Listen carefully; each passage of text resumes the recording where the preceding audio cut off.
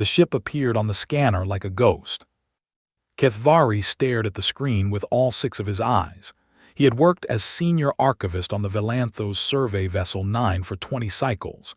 He had seen many strange things floating in the empty spaces between stars, old satellites, broken stations, the shells of dead ships from wars long forgotten, but he had never seen anything like this. "Captain," he said, his voice barely above a whisper, "you need to see this." Captain Yutharis walked across the bridge with slow, careful steps. He was old for a Caliph, and his gray skin had grown pale with age. But his mind was still sharp. He looked at the screen and felt something cold move through his body. The ship was ugly. There was no other word for it. It had no smooth curves or elegant lines. Instead, it was built from thick metal plates that overlapped like the scales of some ancient beast. The design was rough and brutal. It looked like something that had been built not for beauty, but for survival. "Run a full scan," the captain ordered.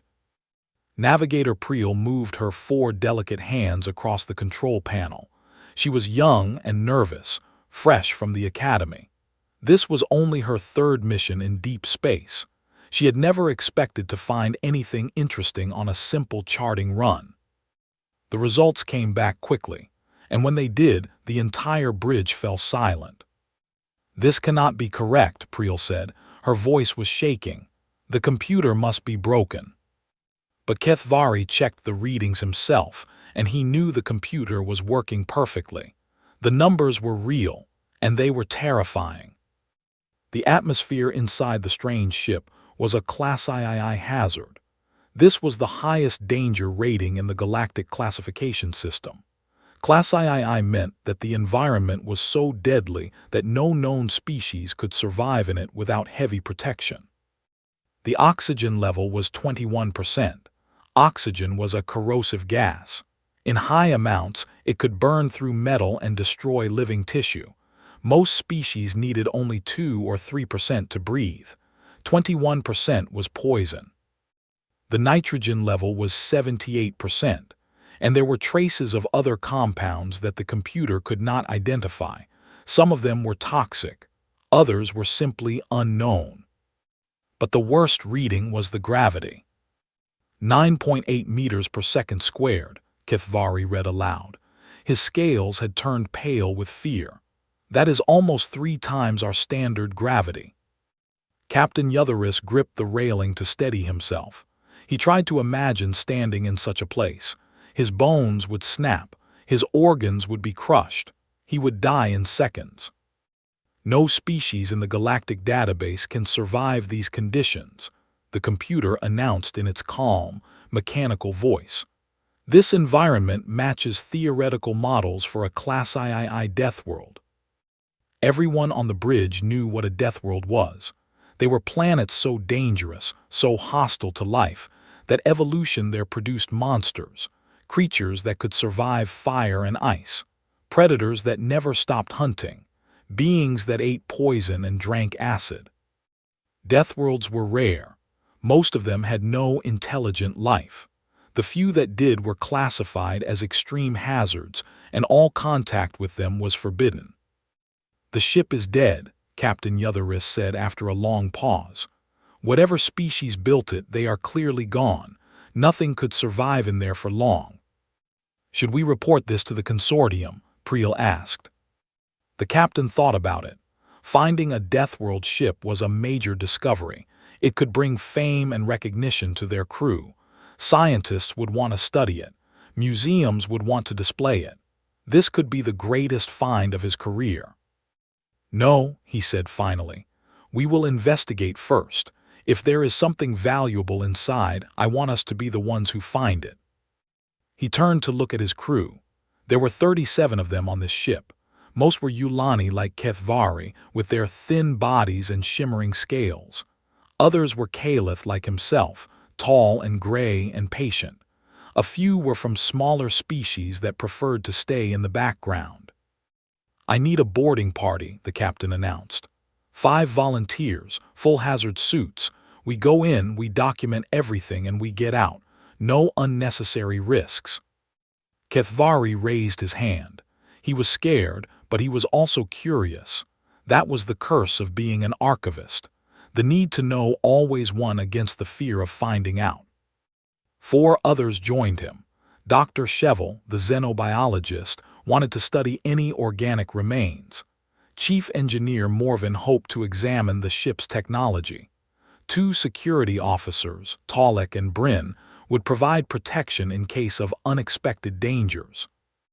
They suited up in the airlock chamber. The hazard suits were bulky and uncomfortable, but they would keep the deadly atmosphere out. Each suit had its own air supply, temperature control, and emergency beacon. They were designed to handle almost any environment. Almost. Remember, Captain Yotheris said through the communication channel, we do not know what is in there. Move slowly. Touch nothing without scanning it first. And if anything seems wrong, you get out immediately. Understood. Understood, the 5 of them replied together. The airlock opened with a hiss. A metal bridge extended across the gap between the 2 ships. On the other side, the strange vessel waited like a sleeping beast. Kethvari was the first to step onto the bridge. The metal groaned under his feet. It was old and worn, covered in scratches and dents. This ship had seen many battles. It had traveled far and suffered much. He reached the other airlock and pressed the control panel. Nothing happened. The power was dead. We will have to force it open, Morvan said. He pulled out a cutting tool and began to work on the door. Sparks flew in the darkness. The metal resisted at first, but eventually it gave way. The door slid open with a terrible screech. Beyond it was only darkness. Kethvari turned on his suit light and stepped inside. The beam cut through the black like a knife. He saw metal walls covered in strange markings. He saw pipes and wires hanging from the ceiling. He saw dust floating in the air like tiny ghosts. And he felt something that he could not explain. A presence, a feeling that they were not alone. The ship is dead, he told himself. There is nothing alive in here. But deep in his heart, he was not so sure. The 5 of them moved forward into the darkness. Behind them, the airlock closed with a soft click, and somewhere in the depths of the ship, something ancient began to wake. The emergency lights flickered to life as they walked deeper into the ship. They glowed an angry red color that hurt Kethvari's eyes. He had to adjust his visor settings just to see clearly. Why would anyone choose such a painful light? Dr. Shevel asked. She was walking close behind him, her scanner held out in front of her like a weapon. Perhaps their eyes are different from ours, Kethvari replied. Perhaps this color is comfortable for them. The thought made him shiver. What kind of creature found comfort in blood-red darkness? They moved through a narrow corridor. The walls were close on both sides, and the ceiling was low. Everything was built for creatures much shorter than the Yulani.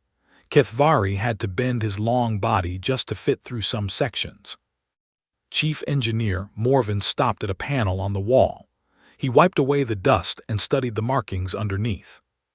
I cannot read this language, he said, but I think this is some kind of warning sign. See these shapes?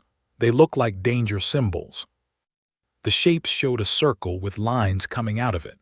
Below that was a symbol that looked like bones crossed together, and below that was a drawing of a hand with a line through it. Do not touch, Kethvari guessed. Whatever is behind this panel, they did not want anyone to touch it. They marked the location on their maps and continued forward. The next room was larger. It appeared to be some kind of storage area. Metal containers lined the walls from floor to ceiling. Each one was labeled with those strange symbols they could not read. Dr. Shevel approached one container and scanned it. Her device beeped loudly, and she jumped back in alarm. Toxic compound detected, she announced. Her voice was high with fear. The container holds a substance called, the translator says, caffeine. It is a powerful poison that attacks the nervous system. Why would they store poison on their ship? Bryn asked. She was one of the security officers, a small caliph with sharp eyes and quick reflexes. Perhaps it is a weapon, Tolek suggested. He was the other security officer, bigger than Bryn but slower in his thinking. They scanned more containers. Each one held something terrible. One was filled with a white powder that the scanner identified as sodium chloride. In small amounts, it was deadly to most species. In large amounts, it could kill within minutes. Another container held a red powder called capsaicin. The scanner classified it as a chemical weapon. It could cause burning pain, blindness, and difficulty breathing. Even the smallest amount was dangerous. A third container held dark beans that produced something called chocolate. This substance attacked the heart and could cause death in most carbon-based life forms. "This is not a ship," Dr. Shevel whispered. "This is a floating weapons depot." They left the storage room and continued their exploration. The next area seemed to be a medical bay, and what they found there was even more disturbing. The room was filled with sharp metal tools. There were blades of different sizes, some straight and some curved. There were devices that looked like they were designed to cut through flesh and bone. There were needles and tubes and machines that Kethvari could not understand. "What happened here?" Morven asked. His voice was barely a whisper. Dr. Shevel picked up one of the tools and examined it. I believe this is surgical equipment." "Surgical?" Kethvari repeated. "You mean they used these to heal their wounded?" "Yes, they would cut open the body, repair the damage inside, and then close it again. The body would heal itself over time." Everyone stared at her in horror. The idea of cutting open a living body was barbaric. No civilized species would do such a thing. They had medicines and healing rays and regeneration tanks. They did not need to use knives. "These creatures are monsters," Tolek said firmly. "Only monsters would hurt their own kind like this." But there was more. On one wall there was a device with two flat panels attached to handles. A label called it a defibrillator. "This machine is used to restart a stopped heart," Dr. Shevel explained after scanning it. "They apply electrical shocks to the chest until the heart begins beating again." "They bring the dead back to life?" Bryn asked. "Not the dead, those who are dying. They refuse to let death take them. They fight it with electricity and violence." The room fell silent. Everyone was thinking the same thing. What kind of species would go to such lengths to survive? What kind of will did they possess? They moved on to the crew quarters. These were small rooms with simple beds attached to the walls. The beds were thick and sturdy, built to support heavy bodies in crushing gravity. Personal items remained on shelves and tables, untouched by time. Kethvari found a small frame on one bed. Inside it was an image, flat and colorful. It showed a landscape unlike anything he had ever seen. The sky was bright blue, not the soft purple of his homeworld. White clouds floated in the air. Below them was a vast body of water, deep and blue and endless. Mountains rose in the distance, their peaks covered in white ice. And standing on one of those mountains was a creature. It stood on two legs. Its body was covered in thick artificial skin to protect it from the cold. Its face was bare, showing pale flesh and two forward-facing eyes, and it was smiling. Smiling at the frozen death around it. Smiling at the endless drop below. Smiling as if standing on the edge of doom was the most natural thing in the world. "What are you?" Kethvari whispered to the image. More images were found throughout the quarters. They showed these creatures in many places.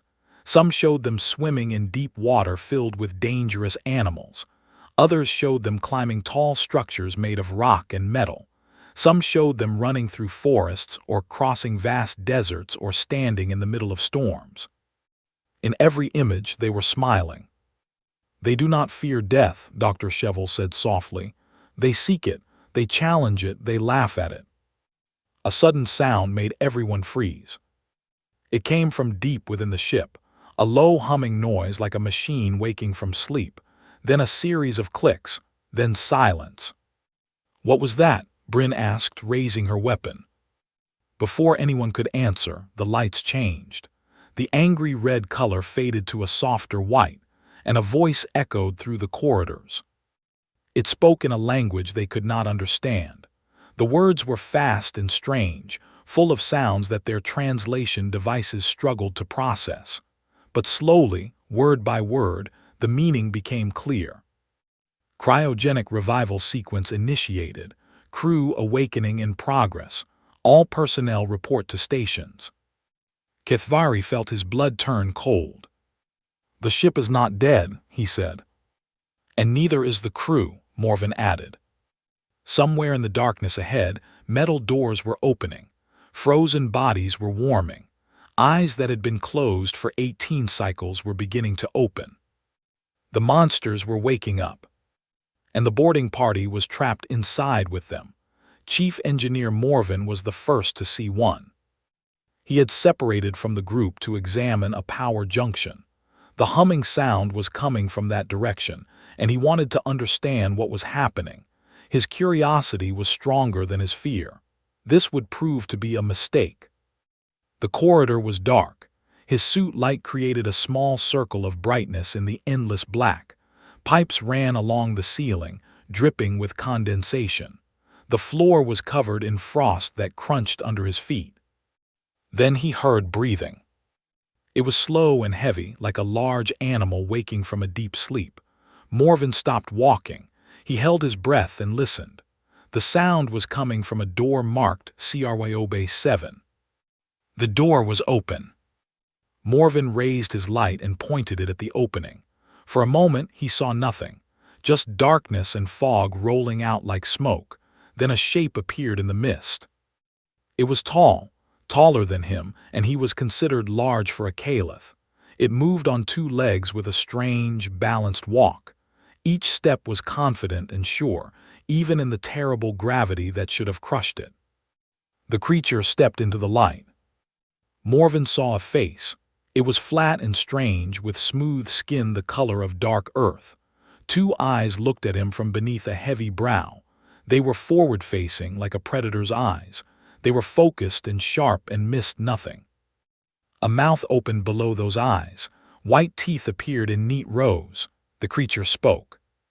The sounds were rough and fast, full of hard edges that hurt Morven's ears. His translator struggled to keep up. Words formed slowly, one at a time, like drops of water falling into a pool. "Identify yourselves. Why have you boarded this vessel?" Morven tried to answer, but his voice would not work. Fear had frozen his tongue. He could only stare at the impossible thing before him. More sounds came from behind the creature. More footsteps, more breathing. Others were waking up. Morven turned and ran. He crashed through the corridors, bouncing off walls and knocking over equipment. His breathing was loud in his helmet. His hearts were beating so fast he thought they might burst. "Contact," he screamed into his communicator. "We have contact. They are alive. The crew is alive." He found the others in the medical bay. They had heard the announcement too. They had started moving back toward the airlock, but they were not fast enough. The creature appeared at the end of the corridor behind them, and now it was not alone. There were 12 of them in total, 12 nightmares standing in a row. They wore matching uniforms of blue and gray. Their faces showed confusion and concern, but no fear, never any fear. One of them stepped forward. This one was different from the first, smaller, with darker skin and hair that curled tightly against her head, but her eyes held the same dangerous intelligence, the same ancient calm. She raised her hand slowly, showing empty palms. "We mean you no harm," she said. The translator was working better now. Her words came through clearly. "I am Commander Aisha Okonkwo of the United Nations ship Perseverance. Who are you, and why are you on my ship?" Kithvari was the one who found his voice first. He always had been the bravest of the group, though he never felt brave on the inside. We are from the Valanthos survey vessel," he said. His voice was shaking, but he forced the words out. "We found your ship drifting in space. We thought We thought you were dead." The commander's expression changed. Something soft entered her eyes, something that looked almost like gratitude. "How long?" she asked. "How long have we been drifting?" 18 galactic cycles. That is approximately. Kithvari did the calculation in his head. 54 of your planet's years, based on the time units in your database. The commander closed her eyes. Her shoulders dropped slightly. Behind her, the other creatures made sounds of distress. Some covered their faces. One leaned against the wall as if his legs could no longer hold him. 54 years, the commander repeated quietly. Then she opened her eyes and straightened her back. Our reactor failed. We had no choice but to enter cryogenic suspension and hope for rescue. You slept for 54 years, Dr. Cheval asked. How is that possible? We freeze our bodies and slow our biological processes. It is a technology we developed for long-distance space travel. The boarding party exchanged looks of disbelief. These creatures could pause death itself. They could stop time within their own bodies and wake whenever they chose. Every new thing they learned about this species was more terrifying than the last. Your species, Kithvari said carefully. What do you call yourselves? We are humans, the commander replied. We come from a planet called Earth. And Earth, it is a class III Deathworld. The commander smiled at this. It was a small smile, tired and sad but genuine. I do not know your classification systems, she said. But yes, Earth is a dangerous place. High gravity, active geology, extreme weather, predators everywhere. It tried very hard to kill us. Her smile grew slightly wider. It did not succeed. Morven whispered something to Kithvari. Ask her about the supplies. Ask her why they carry so many poisons. Kithvari hesitated, but he asked the question. The commander looked confused at first. Then understanding dawned on her face, and she laughed. The sound was loud and sudden and made everyone flinch. The caffeine and capsaicin, those are not weapons, they are food. Food, Dr. Cheval repeated. Her voice was very high now. You eat poison. They are not poison to us. We evolved alongside these substances. Our bodies can process them safely. The caffeine helps us stay awake. The capsaicin adds flavor to our meals. The chocolate is a treat we give to our children. You give poison to your children, Tolek said flatly. He sounded like a man who had given up trying to understand the universe. The commander's expression became serious. She looked at the boarding party with those predator eyes, and for a moment, Kithvari saw something ancient in her gaze.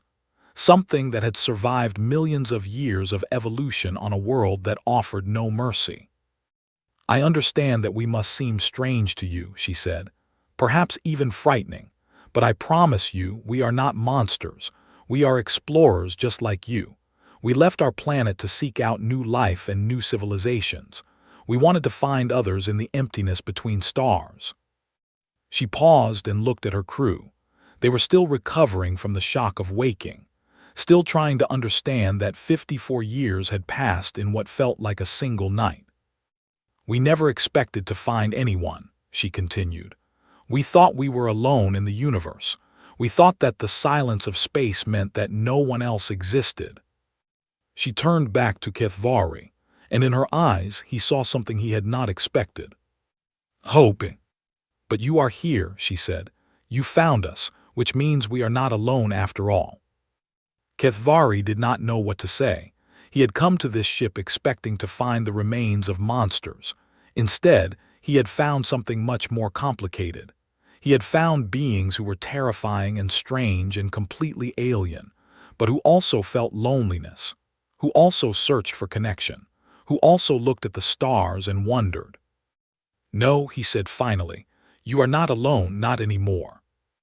The commander smiled again, and this time it did not seem frightening at all. The next several days changed everything the Yulani crew thought they knew about the universe. Captain Yutheris had been reluctant at first. When Kithvari reported that the Deathworld species was alive and awake, The captain's first instinct was to retreat. He wanted to leave the humans behind and report them to the consortium as a potential threat. But Commander Okonkwo had sent a message. She had asked, politely and clearly, if they could talk.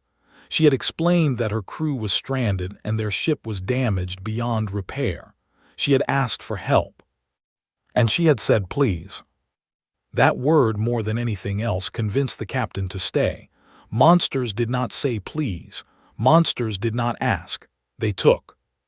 He agreed to a meeting. The commander would come aboard the Yulani ship alone, without weapons, as a sign of trust. It was a risk for her. The atmosphere on their ship would be toxic to her lungs. The gravity would feel like floating in water. Everything would be wrong. She came anyway. When the airlock opened and Aisha Okonkwo stepped through, everyone on the bridge stopped moving.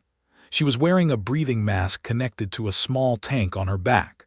Her steps were careful and controlled, adjusting to the lighter gravity. But she walked with her head held high and her shoulders straight. "Thank you for seeing me," she said. Her voice was slightly muffled by the mask. "I know we must be frightening to you." Captain Yutheris studied her for a long moment. She was smaller than he had expected, shorter than most of his crew. Her body looked soft and fragile, without scales or shells or armor of any kind. But her eyes told a different story. They were calm and steady. They had seen things. They had survived things. "You are not what I expected," the captain admitted. "What did you expect?" He thought about it. A beast, a mindless killing machine, something that would attack without reason. The commander nodded slowly. "I understand. Our appearance and our environment must seem very aggressive to you, but I promise you we are not mindless. We think. We feel. We love and grieve and dream, just like any other species." Dr. Cheval had been working day and night to learn everything she could about the humans. She had accessed their database, a vast collection of information they called Wikipedia. What she found there kept her awake with equal parts terror and amazement. "Captain," she said during one briefing, "I do not know how to describe what I have learned. These humans, they are impossible." She showed him the records. The humans had evolved on a planet with constant danger, earthquakes that shook the ground, volcanoes that buried cities in fire, ice ages that covered continents in frozen death. They had survived all of it. They had lived alongside predators that could kill them in seconds, great cats with claws like knives, bears that stood taller than houses, sharks that ruled the oceans. But the humans had not run. They had not hidden. They had learned to fight back. "They domesticated wolves," Dr. Cheval said with wonder in her voice. "One of the most dangerous predators on their planet, and they turned them into companions. They call them dogs now. They keep them as pets. They love them." But the most disturbing records were the ones about what humans did to each other. They had fought wars, thousands of wars over millions of years. They had created weapons that could destroy entire cities in a single flash of light. They had built bombs that could poison the land for generations. They had nearly destroyed themselves many times. "And yet they survived," Dr. Cheval said. "Every time they came close to extinction, they found a way to continue. They rebuilt. They adapted. They kept going." She showed the captain images from human history, cities rising from ashes, gardens growing in deserts, people holding hands across lines that had once divided them. "They are the most violent species I have ever studied," Dr. Cheval concluded, "but they are also the most resilient, the most stubborn, the most unwilling to accept defeat." Over the following days, the two crews began to interact. It was awkward at first. The humans had to wear breathing masks at all times. The Yulani had to be careful not to move too quickly, as their sudden movements frightened the humans' ancient prey instincts. But slowly, carefully, they began to know each other. Kithvari spent many hours talking with a human named Marcus. He was a young man with pale skin and hair the color of sand. He laughed easily and asked many questions about Yulani culture. "Your scales are beautiful," Marcus said one day. "They shimmer like rainbows." Kithvari felt embarrassed. "They are just scales, nothing special." "Everything is special when you have never seen it before." The humans shared their food with the crew. Of course, the Yulani could not eat most of it. The toxins would have killed them, but they could watch, and the humans explained each dish with obvious pleasure. "This is curry," Commander Okonkwo said, holding up a bowl of bright orange liquid. "It contains capsaicin and many other spices. It is one of my favorites." "Does it not cause pain?" Kithvari asked. "Oh yes, it burns like fire. That is why we love it." The Yulani could not understand. Pain was something to avoid. Suffering was something to prevent. Why would anyone seek it out? But as they watched the humans eat, they began to see something else. The humans were not seeking pain. They were proving that pain could not defeat them. Every bite was a small victory. Every burn was a reminder that they were alive. One evening, Navigator Priel made a mistake. She had been reaching for a tool and accidentally knocked a heavy container off a shelf. It fell and struck one of the humans on the arm. The man cried out and grabbed his arm. Blood appeared between his fingers, red blood, bright and strange. Priel was horrified. "I am so sorry. I did not mean to hurt you. Please let me help." But the man just smiled. "It is okay," he said. "It is just a cut. It will heal." He went to the medical bay and wrapped the wound in white cloth. When he came back, he was already laughing about it, joking with his crewmates about his clumsiness. The cut healed in 3 days. The skin closed on its own. New tissue grew to replace what was lost, and soon there was only a small line to show that the wound had ever existed. "Your bodies heal themselves," Kithvari said with amazement. "Without machines, without medicine, just time." "We are harder to kill than we look," the man replied. Captain Yutharis made his decision on the 7th day. He called Commander Okonkwo to the bridge for a formal meeting. She came in her breathing mask, moving carefully through the unfamiliar space. She stopped before his command chair and waited. "I have been thinking about what to do with you," the captain said. "My first thought was to report you as a threat. Your species is dangerous. Your world is a nightmare. By all logic, you should be classified and contained." The commander's expression did not change. She stood straight and tall, ready to accept whatever judgment he gave. But the captain continued, "I have watched you, I have watched your crew, and I have realized something important." He stood up from his chair and walked toward her. They stood face to face, the old Caliph and the young human, two species that should never have met, two worlds that could not be more different. "You are not monsters," he said. "You are survivors, and survivors should not be feared. They should be respected." He extended his hand toward her. It was a gesture he had learned from watching the humans, an offer of friendship, an offer of trust. Commander Okonkwo looked at his hand, then she looked at his face, and slowly she smiled. "Thank you," she said. She took his hand and shook it gently. And in that moment, two species became allies. The journey to Consortium Station 12 took 3 weeks. During that time, word spread faster than the ships could travel. Messages flew across the communication networks of 100 worlds. The news reached every corner of civilized space, carried by traders and diplomats and ordinary people who could not believe what they were hearing. A Deathworld species had been found. They were alive, they were intelligent, and they were coming. By the time the Valanthos survey vessel arrived at the station, a crowd had gathered at the docking bay.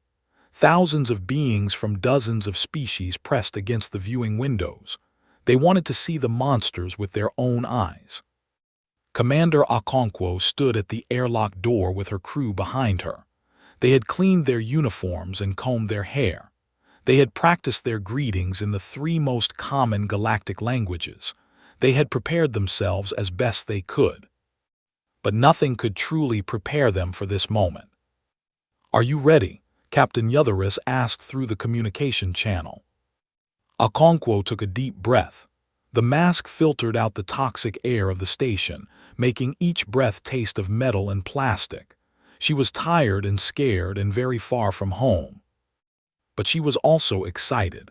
For all of human history, they had looked at the stars and wondered if anyone was out there. They had sent messages into the void and listened for answers that never came.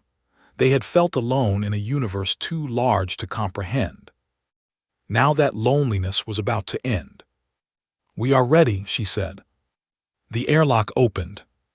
The crowd went silent. 12 humans walked out onto the platform. They moved in a tight group, staying close to each other for comfort. Their faces showed nervousness and hope in equal measure. The beings watching them did not know what to think. They had expected giants. They had expected monsters with claws and fangs and armor. They had expected creatures that would roar and threaten and attack. Instead, they saw small beings in simple clothes, soft skin, no natural weapons, forward-facing eyes that looked around with obvious wonder. They looked fragile. They looked weak. They looked almost harmless. Then one of the humans did something unexpected. A young woman named Sarah Chen stepped slightly forward. She was one of the engineers, quiet and shy, the kind of person who preferred machines to people. But something had caught her attention. A child was floating near the front of the crowd. It was a myarthon, a species of small beings who moved through the air using gas-filled bladders in their bodies. This child was barely larger than a human hand, with bright blue skin and 4 curious eyes. The child had drifted away from its parent. It was looking at the humans with an expression of pure wonder, no fear, no judgment, just the innocent curiosity of youth. Sarah knelt down slowly. She removed the glove from her right hand, exposing her bare skin. Then she extended her fingers toward the child. The crowd gasped. Some parents pulled their children back. Others reached for weapons. A human was showing its bare flesh to a child. Who knew what diseases it carried? Who knew what it might do? But the myarthon child did not pull away. It floated closer. Its tiny eyes studied the human hand with fascination. It had never seen anything like it before. 5 fingers, each one different from the others. Soft pink skin with tiny lines running across it. Small hairs too fine to see from a distance. The child reached out with one of its tentacles and touched Sarah's fingertip. For a moment, nothing happened. Then Sarah smiled. It was a gentle smile, warm and welcoming. The kind of smile that humans gave to bobbies and puppies and anything else that made their hearts feel soft. And the child chirped with joy. It was a high, musical sound that filled the docking bay. The child spun around Sarah's hand, touching each finger in turn, exploring this strange new creature with innocent delight. The crowd watched in amazement. This was not how monsters behaved. This was not the violence they had expected. This was something else entirely. Captain Yutheris stepped forward and stood beside Commander Okonkwo. He addressed the crowd in a clear, strong voice. "Citizens of the consortium," he said, "I present to you the crew of the human vessel Perseverance. They have traveled far. They have suffered much, but they have survived. And now they stand before you not as enemies but as friends." He turned to look at the humans. His old eyes were tired but kind. "For too long we have feared the unknown," he continued. "We have hidden from Deathworlds and avoided their shadows. We told ourselves that nothing good could come from such terrible places, but we were wrong." He gestured toward Commander Okonkwo. "These beings come from a world of fire and ice, a world of predators and earthquakes and poison air. By all logic, they should be savage and cruel, but they are not. They are curious. They are hopeful. They reached across the stars not to conquer but to connect." Commander Okonkwo cleared her throat. Her voice was rough from the breathing mask, but her words were clear. We spent our whole existence looking at the stars, she said, wondering if anyone else was out there, wondering if we were alone. She looked around at the crowd, at the 1,000 different faces and body shapes and colors, at the incredible variety of life that had evolved across the galaxy. We never found any sign of you, she continued. We searched for centuries and found only silence. We began to believe that we were the only ones, that the universe was vast and empty and cold. Her voice cracked slightly. The emotions were too strong to contain. But you were here all along. You were waiting for us, and now, she paused to steady herself, now we are not alone anymore. A murmur ran through the crowd. It was a sound of understanding, of sympathy. Every species had felt that same loneliness at some point in their history. Every species had looked at the void and wondered. The Myerthan child was still playing with Sarah's hand. Its parent had floated forward to watch, no longer afraid. Other children were beginning to push through the crowd, eager to see the strange new creatures up close. An elderly Caliph stepped forward. He was very old, older than Captain Yutheris, with skin so pale it was almost white. He walked with the help of 2 younger ones, his legs barely able to support him. I am Elder Vethros, he said. I speak for the High Council of the Consortium. Everyone fell silent. The elder's words would determine the human's fate. He had the power to welcome them or reject them, to embrace them or exile them to the darkness between stars. He studied the humans for a long moment. His ancient eyes moved slowly, taking in every detail. The patched uniforms, the worn faces, the hope and fear that mixed together in their expressions. You have survived a death world, he said finally. You have crossed the void in a ship that should not have lasted a single cycle. You have slept for 50 years and woken to find yourselves in an alien place, surrounded by beings you cannot understand. He paused. And yet here you stand, unbroken, unbowed, ready to face whatever comes next. A small smile crossed his wrinkled face. The consortium has existed for 10,000 years, he said. We have welcomed many species into our family, but none have come from so far. None have sacrificed so much. None have endured what you have endured. He raised his hand in a gesture of welcome. Humans of Earth, the consortium opens its doors to you. Your journey has been long and hard, but it is over now. You are home. The crowd erupted in sound, cheers and calls and musical notes from 100 different species. The docking bay filled with joy and celebration. Commander Okonkwo felt tears running down her cheeks behind her mask. Around her, her crew was hugging each other, laughing and crying at the same time. They had done it. Against all odds, they had made it. Kethvari appeared beside her. His scales were shimmering with emotion. Welcome to the galaxy, he said. Okonkwo laughed. It was a sound full of relief and happiness and hope for the future. Thank you, she said. Thank you for finding us. Behind them, through the viewing windows, the stars shone cold and bright.